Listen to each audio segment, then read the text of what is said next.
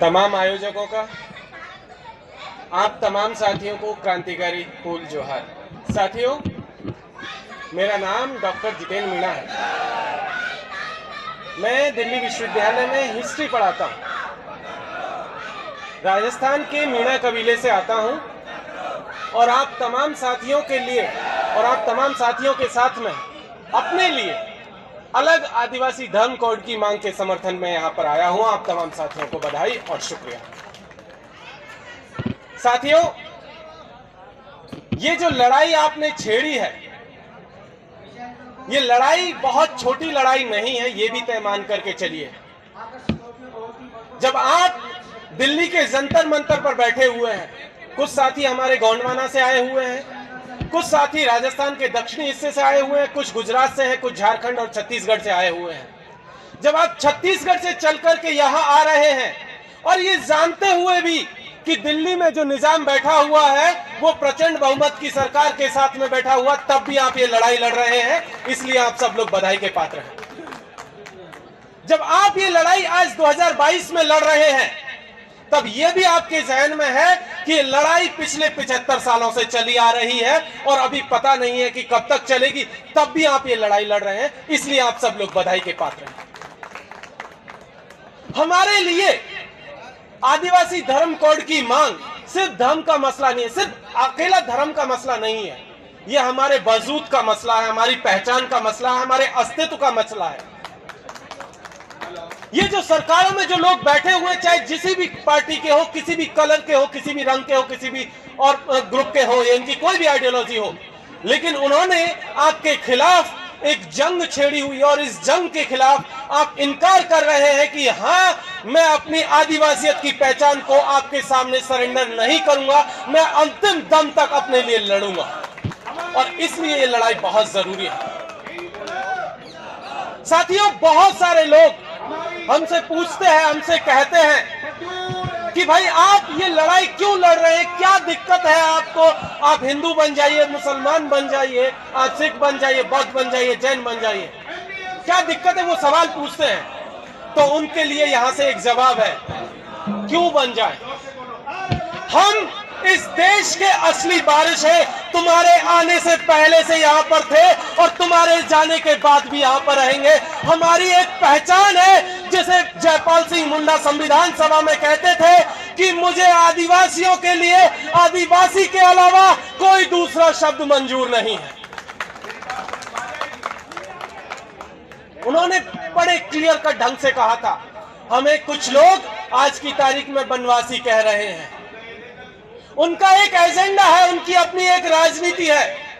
वो बनवासी क्यों कह रहे हैं, इसलिए भी समझना जरूरी है। वो बनवासी कह करके काम क्या कर रहे हैं कि वो हमारे बीच में फूट डालने की कोशिश कर रहे हैं। वो क्लियर कट कह रहे हैं कि जो जंगलों में रह रहा है वही सिर्फ आदिवासी है, बाकी मैदानी इलाकों में या जहां जंगल नहीं है, या दिल्ली में या रांची में या जयपुर में या अहमदाबाद में जो लोग रहते हैं वो आदिवासी नहीं है। यही वो फूट डालने की कोशिश कर रहे हैं और यहीं से वो हमारी लड़ाई को कमजोर करने की कोशिश कर रहे हैं। इसलिए हमें ये समझने की जरूरत है कि साथी, हम बनवासी नहीं हैं, हम सिर्फ और सिर्फ आदिवासी हैं। हमारे इतिहास को लगातार मिटाने की कोशिश चल रही है। कुछ लोग हमारे इतिहास को नारंगी शक्ल देना चाहते हैं, जो नागपुर से आजकल गाइडेड होते हैं, जिनका कार्यालय नागपुर से है। वो नारंगी लोग हमारे इतिहास को भी नारंगी बना देना चाहते हैं, लेकिन हम कह देना चाहते हैं कि साहब, हम नारंगी नहीं, हम सतरंगी और बहुरंगी लोग हैं और हम इसी तरीके से आगे चलते चले जाएंगे। हमारे पास हमारा अपना एक झंडा है। संविधान सभा में जब तिरंगे को लेकर के बहस चल रही थी, तब भी जयपाल मुंडा ने एक बात कही थी, उस बात को भी याद रखने की जरूरत है। आप इस देश के लिए एक झंडा लेकर के आ रहे हैं, यह हमारे लिए बहुत फख्र की बात है। लेकिन एक चीज हम आपको बता देना चाहते हैं कि इस देश का आदिवासी हर एक कबीला अपने लिए पहले से एक झंडा लेकर के चला आता आ रहा है। और जब भी झारखंड का उदाहरण देते हुए उन्होंने कहा था कि जब जतरा का मेला लगता है तो हर एक कबीला एक अलग रास्ते से अपने एक अलग झंडे के साथ आता है। इसीलिए हमें तिरंगे के साथ साथ हमारा अपना झंडा भी मंजूर है। इसलिए हमें ये जानने की जरूरत है कि इतिहास को जो हमारे कुचलने की साजिश चल रही है, कुछ लोग कहते हैं कि अंग्रेजी हुकूमत के खिलाफ ये जो बगावत है ये 1857 में जो है मंगल पांडे ने शुरू की थी। तो साहब हम बता दें कि हमारे पुरखा तिलका मांझी भागलपुर में 18वीं सदी में ही अंग्रेजी हुकूमत के खिलाफ बगावत का झंडा बुलंद किए थे और उस समय के भागलपुर कलेक्टर को तीरों से मार के गिरा दिया था।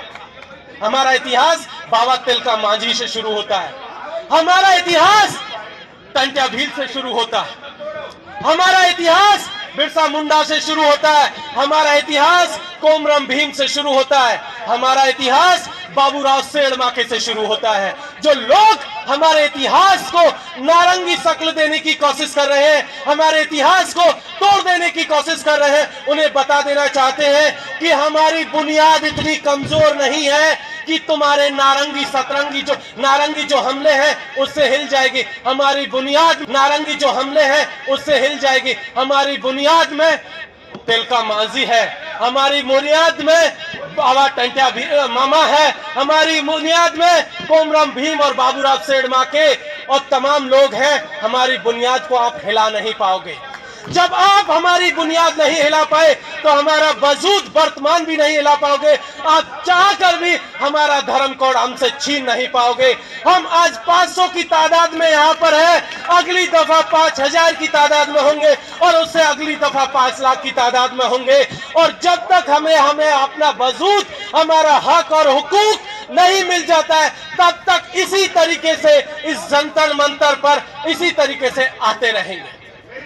साथियों, कुछ और चीजें हैं जिनको याद करना बहुत जरूरी है। समय की सीमा उसको भी ध्यान में रखते हुए मैं अपनी बात खत्म करूंगा। आखिरी बात के बताऊं, आज जब हम लोग दिल्ली के जंतर मंतर पर अपना प्रतिरोध दर्ज करा रहे हैं तो इसी समय पर झारखंड के नेतरहाट से हमारे आदिवासी समूह के लोग, नेतरहाट के आदिवासी 200 किलोमीटर की पैदल यात्रा करके रांची जा रहे हैं ताकि जो उनका जो 28 सालों से जो लड़ाई नेतरहाट फायरिंग रेंज के अगेंस्ट में चल रही है उस लड़ाई को लड़ सके। और वो आदिवासी कह रहे हैं कि हमारे 245 गांवों की जो जमीन सरकार छीन रही है वो जमीन आदिवासियों को वापस की जाए। जब हम लोग दिल्ली के जंतर मंतर पर बैठे हुए हैं तब हमें ये याद रखने की जरूरत है कि इसी समय पर छत्तीसगढ़ के हसदेव में 1,74,000 हेक्टेयर को जंगल को बचाने के लिए हमारे आदिवासी पेड़ों से चिपक करके अपनी जो है जान देने को तैयार है, लेकिन पेड़ कटने नहीं देना चाहते। हमें उनको भी सल्यूट करने की जरूरत है। साथियों, जब हम लोग यहाँ से वापस जाएंगे तो एक चीज जरूर याद रखिएगा कि हमें अब एक बैनर तले, एक आदिवासी मुट्ठी की तरह बन करके एक आइडेंटिटी के तौर पर एकजुट होना होगा।